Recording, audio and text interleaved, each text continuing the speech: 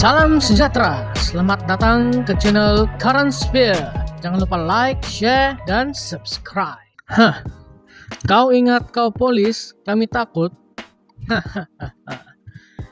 Himpunan anti Anwar diteruskan. Penganjur tak gentar siasatan polis. Protes rakyat lawan Anwar yang dirancang pada 29 Jun di hadapan kediaman rasmi Perdana Menteri Anwar Ibrahim di Kompleks Sri Perdana akan diteruskan, kata penganjur. Juru cakap Pergerakan Demi Negara, Aidil Yunus, berkata mereka tetap tidak terpengaruh dengan ugutan daripada kerajaan melalui siasatan terhadapnya dan dua ahli jawatan kuasa penganjur, yaitu penyanyi veteran Dayangku Intan dan pengaruh Siti Zulaika Olivia. Selaku Perdana Menteri, Anwar cakap kalau dah setahun minyak tak turun, kita turun ke jalan. Kalau Anwar dah cabar, kita turun ke jalan, jadi dah tiba masa. Kita dah bagi 18 bulan dan lebih setahun. Sudah tiba masa kita turun ke jalanan dan perjuangkan hak kita, hak rakyat, kata Aidil yang dikenali sebagai YB Viral di media sosial berkata. Ini selepas Ketua PKR Putrajaya Fitri Aziz memfailkan laporan polis pada Kamis 20 Jun terhadap penganjur selepas pengumuman demonstrasi dibuat. Fitri dilaporkan berkata perhimpunan itu secara tidak langsung mengancam keselamatan negara, melabelkannya sebagai cobaan menghasut orang ramai untuk menggulingkan kerajaan dan mensabotase rancangan pemulihan ekonomi negara. Sementara itu, Aidil berkata perhimpunan itu mempunyai 8 tuntutan yang mesti ditunaikan oleh pentadbiran Anwar. Antaranya ialah mengurangkan harga diesel, membenarkan pengeluaran kumpulan wang simpanan pekerja KWSP yang disasarkan, memastikan sistem penjagaan kesihatan terjaga, menangani kenaikan kos sara hidup dan memberi peruntukan sama rata kepada semua ahli parlimen. Sebab perhimpunan lebih besar daripada kami, ia bukan tentang kami. Seorang perlu bersuara terhadap kerajaan. Mungkin jika ahli parlimen pembangkang tidak boleh melakukannya, maka serahkan kepada kami. Kami tiada masalah. Kami akan melakukannya. Kami tidak mempunyai sebarang kepentingan politik, kata anggota Pak UMNO itu. Sambil menegaskan perhimpunan itu tidak mempunyai sokongan politik, Aidil mengalu-alukan orang ramai dan ahli parti politik untuk mengambil bagian dalam protes itu. Kami ada aktivis seperti Ketua Penerangan Pejuang, Rafiq Rashid Ali, dan beberapa lagi untuk menyertai kami. Saya telah diberitahu bahwa PKR Melaka dan beberapa rekan lama Anwar juga akan datang.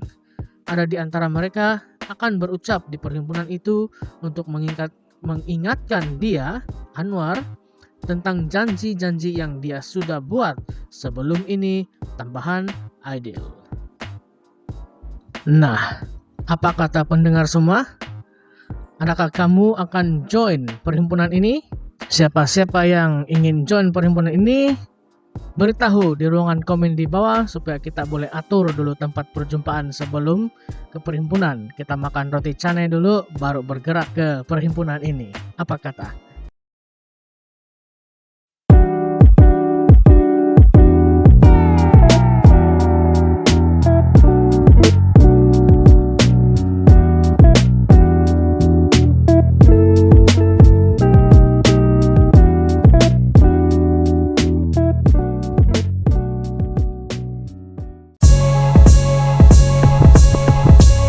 Salam sejahtera, selamat datang ke channel Current Sphere. Jangan lupa like, share, dan subscribe. Kata-kata PH kini menghantui mereka sendiri. Kuala Lumpur. Kadang-kadang bukan rakyat nak kutuk Pakatan Harapan, PH. Sebaliknya, bayang PH yang mengutuk mereka secara kau-kau sekarang, kata pemerhati politik yang menggunakan akun Facebook ulasan Attack China. Ya kerana, katanya, yang kata daya saing jatuh salah Perdana Menteri, itu PH. Yang kata semua tenda kena buka pun PH. Yang kata harga petrol naik zalim itu PH. Yang kata kadar cukai naik zalim itu PH juga. Yang kata pelabur asing jual negara itu PH. Yang kata kos kehidupan naik kerajaan tak guna itu PH katanya. Malah yang kata elektrik naik bebankan rakyat itu PH. Juga yang kata hutang negara bankrupt negara itu PH. Yang kata UMNO adalah penyamun juga PH katanya. Tambahnya lagi, yang kata MCA mengkhianati Cina tak iktiraf sijil pemeriksaan bersama Sekolah Menengah Persendirian Cina UEC itu PH.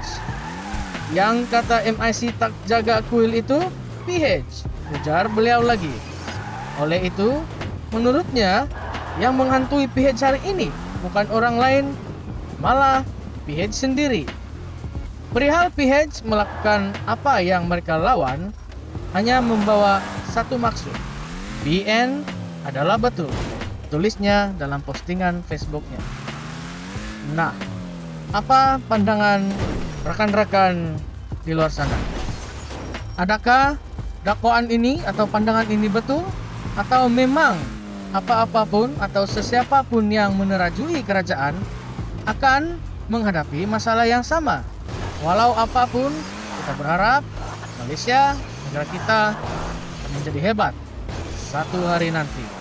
Bukan tak hebat sekarang, memang hebat. Cuma orang putih kata trust the process. Sekian. Kejap. Ruangan komen terbuka. Sesiapapun boleh mengutarakan pandangan masing-masing. You are all welcome. Semua boleh singgah. Sekian.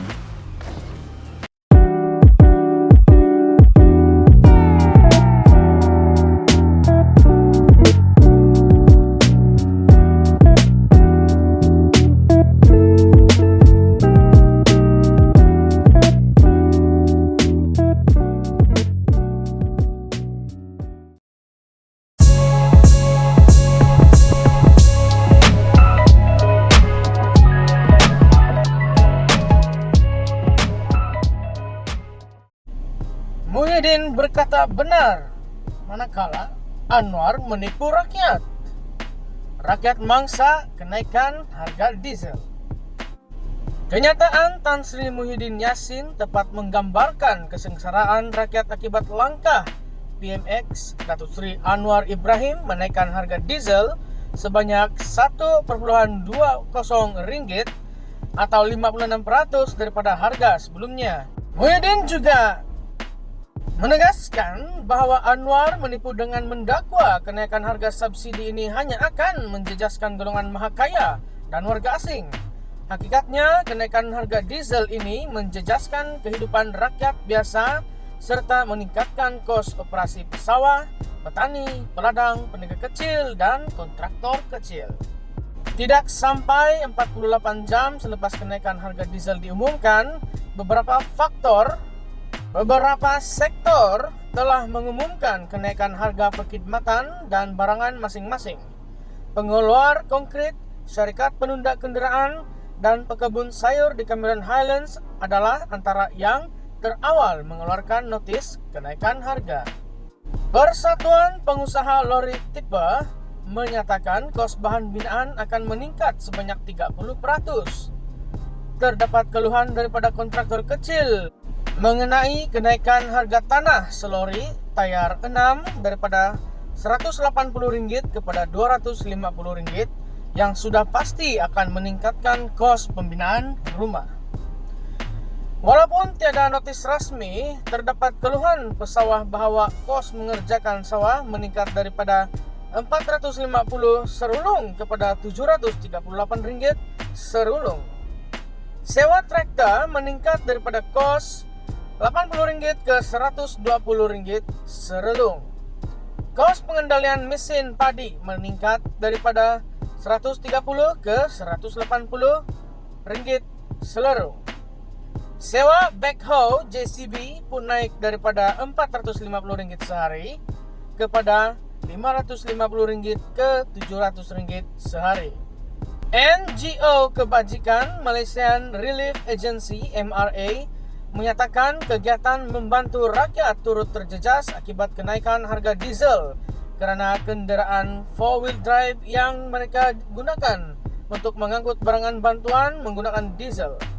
Malah kerajaan tidak pernah terfikir bahawa lembu korban dan tong gas juga diangkut dengan kenderaan diesel.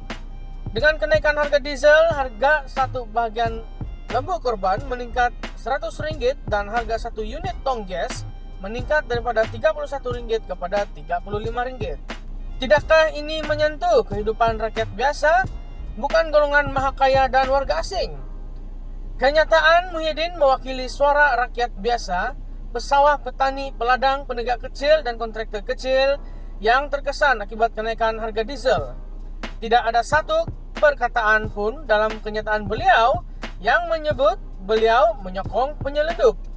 Seperti mana yang dijangka Perdana Menteri ke-10, Menteri-Menteri dan Kerajaan Madani amat defensif, berada dalam penafian in denial dan bersikap kami tidak pernah salah apabila berhadapan dengan kritikan rakyat dan pemimpin pembangkang. Dalam mod defensif, mereka dengan pantas melabel dan menuduh pengkritik mereka sebagai menyokong golongan maha kaya, warga asing, ketirisan dan penyelundupan.